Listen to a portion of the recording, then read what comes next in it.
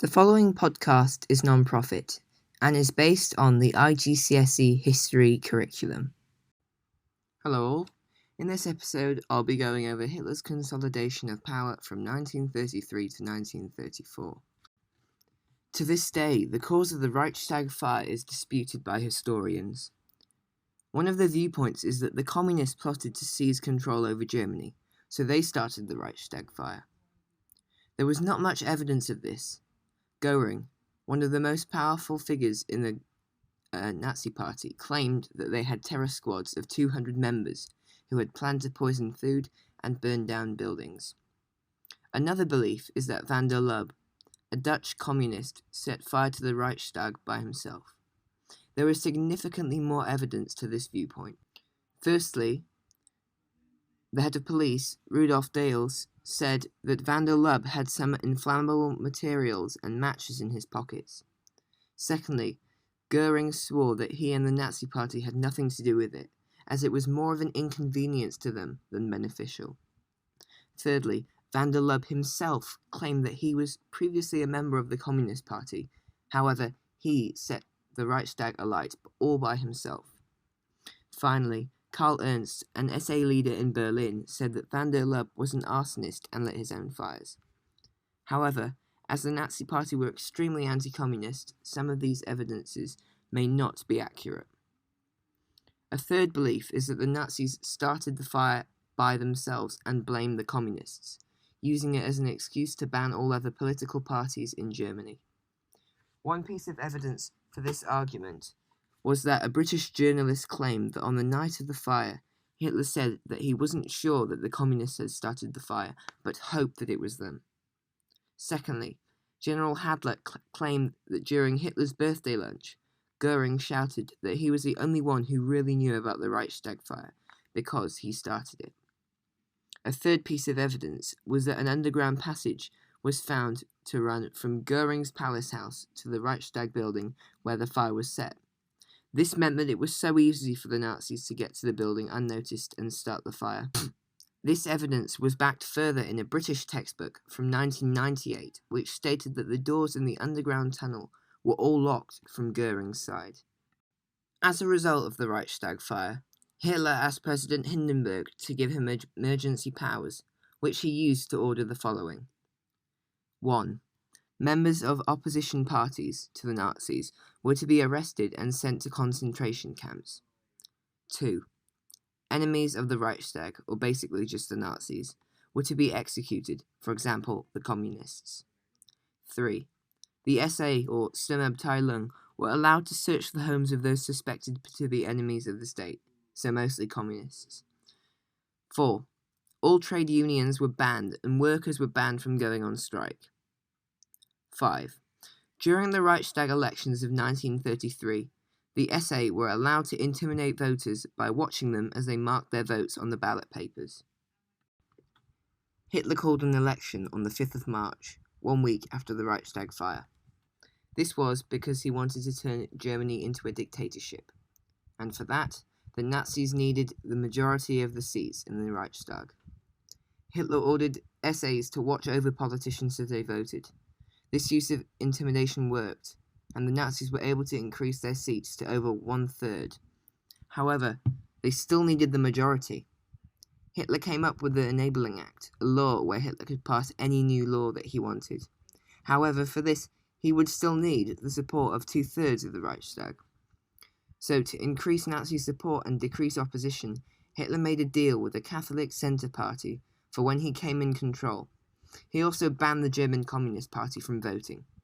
Furthermore, he stationed SA in the Opera Hall, the new home of the Reichstag, to intimidate voters. Only 94 voters voted against the Enabling Act, while 444 voted for it. The Enabling Act was put in place on the 23rd of March, 1933. Over 11 years of Nazi rule, the Reichstag only met 12 times to listen to Hitler's speeches. Democracy in Germany was literally dead. Hitler introduced the Gleichschaltung laws with the aim of controlling the lives of the German people. The first Gleichschaltung law was passed on the 31st of March 1933 and dissolved all of Germany's state governments apart from Prussia. The Second Gleichschaltung Law was passed on the 7th of April 1933.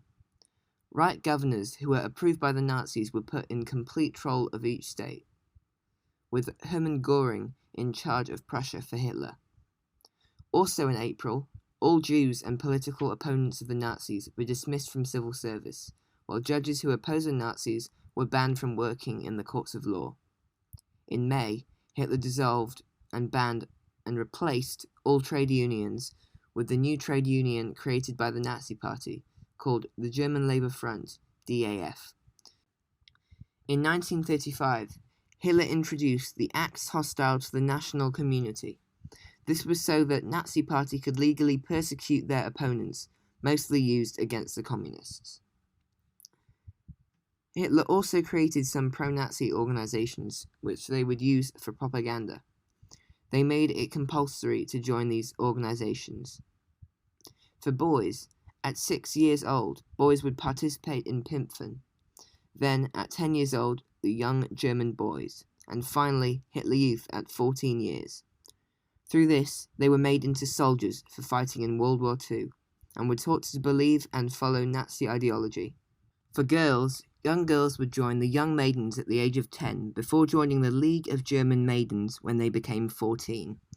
This taught them to become mothers and wives because Hitler wanted to increase the Aryan population and believed in traditional morals and values that women should stay at home and work at home.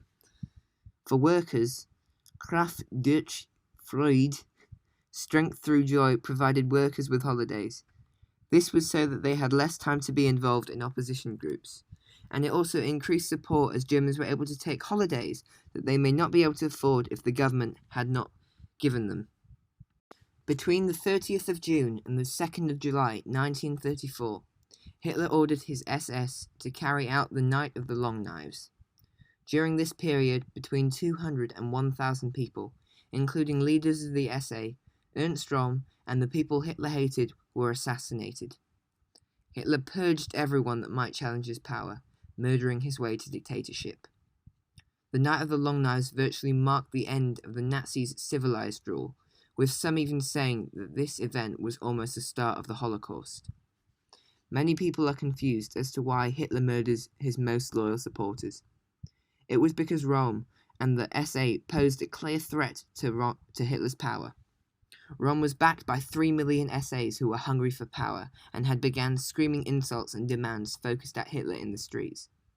Hitler began to believe that the SA wanted to take over the army and bring about a new Nazi revolution. As Röhm was an important public figure, Hitler had to have an important reason for executing him. He created falsified evidence that Röhm had been paid by the French to overthrow Hitler. This was entirely false because Hitler only worried because Röhm had the power to overthrow him, and Röhm was also homosexual, which went against Nazi Party's key values.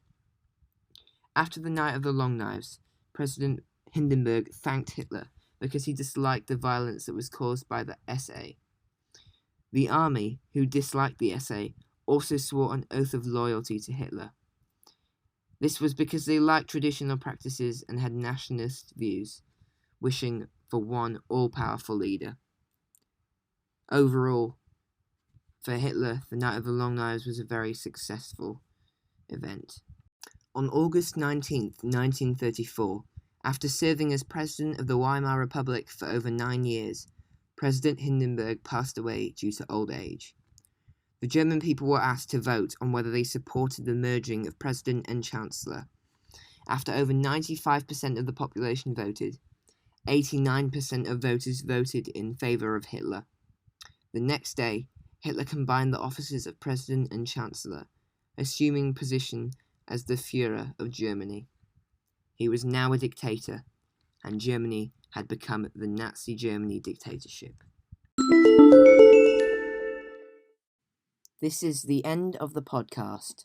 Thank you for listening.